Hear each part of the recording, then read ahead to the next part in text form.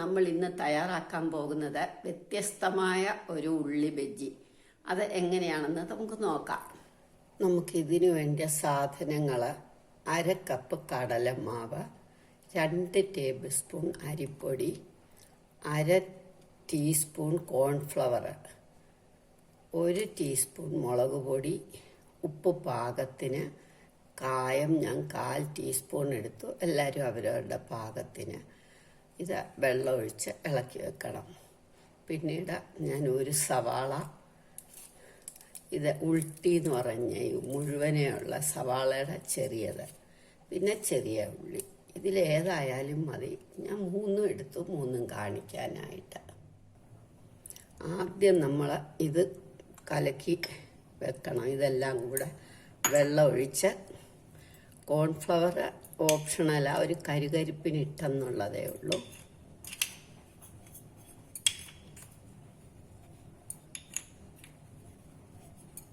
വെള്ളമൊഴിച്ച് ഒരു അയഞ്ഞ പരുവത്തിൽ, കുറച്ച് അയഞ്ഞ പരുവത്തിൽ കലക്കണം. ഇത് നമ്മൾ ഇതേമാതിരി കലക്കി വെച്ചു. ഇനി ഉള്ളി പൊളിച്ച് അരിയണം, പൊളിക്കണം. ചെവിടും മണ്ടയൊക്കെ കളഞ്ഞ്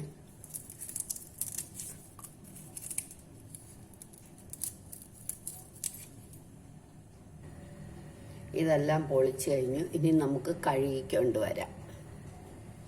ഇനി നമ്മൾ ഈ ഉൾട്ടി എന്ന് പറയുന്ന സവാളയുടെ ചെറുത വിടിയിപ്പിക്കരുത്.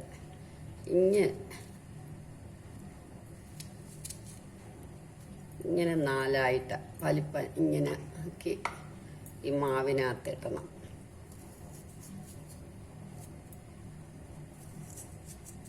വിടിയിക്കണ്ട, ഇങ്ങനെ തന്നെ.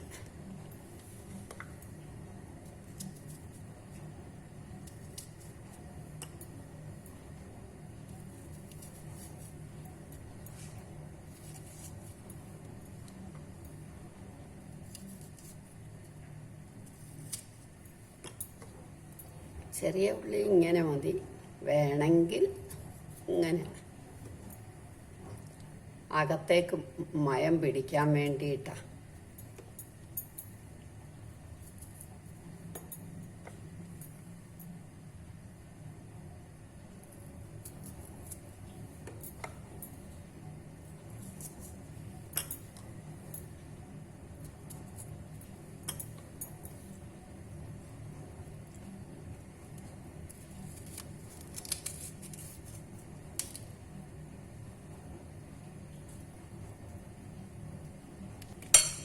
സവാള നമ്മൾ ഇങ്ങനെ എടുക്കുന്നത്.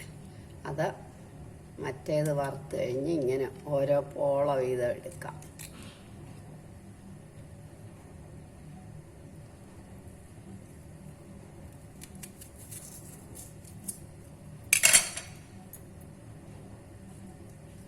സവാള നമ്മളിങ്ങനെ അടത്തി ഇങ്ങനെ ഓരോ പോള വീതം നമ്മൾ പ്രത്യേകം എടുക്കണം.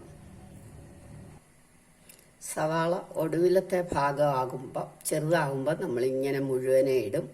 വലുതെല്ലാം നമ്മളിങ്ങനെ പോള പോലെ ഈ വലിപ്പത്തിലെടുക്കും. ഇനി എണ്ണ അടുപ്പേ വെച്ച് ഇനി എണ്ണ ചൂടാകാൻ അടുപ്പേ വെക്കാം.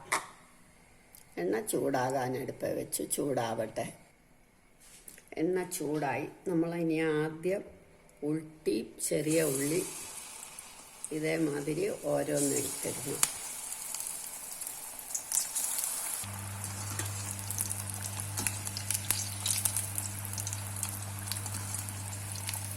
ചെറിയ ഫ്ലെയിമേ ആകാവൂ, ഇല്ലെങ്കിൽ അകം വേവില്ല. മീഡിയം ഫ്ലെയിം മതി.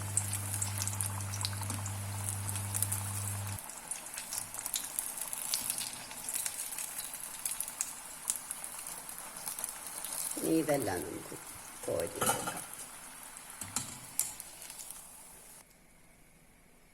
ഇനി നമ്മളുടെ സവാള ഇതേമാതിരിയുള്ളത് മുക്കിയിടണം.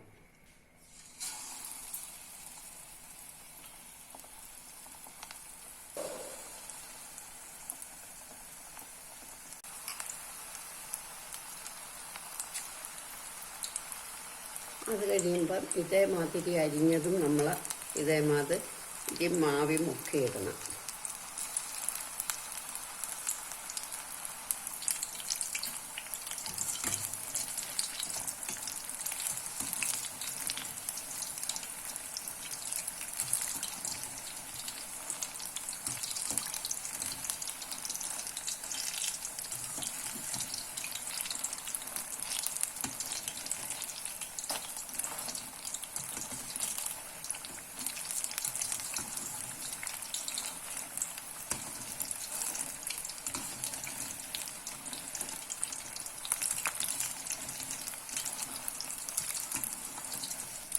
ഇനി നമുക്ക് ഇതും പോരാം. ഇപ്പം നമ്മൾ 4 ടൈപ്പിൽ ബജ്ജി അല്ലെങ്കിൽ വട ഉണ്ടാക്കി. ബജ്ജിന്നോ വടയെന്നോ പറയാം. എല്ലാവരും ഇത് ട്രൈ ചെയ്ത് നോക്കണം. ഇഷ്ടമായെങ്കിൽ ലൈക്ക് ചെയ്യണം, സബ്സ്ക്രൈബ് ചെയ്യണം.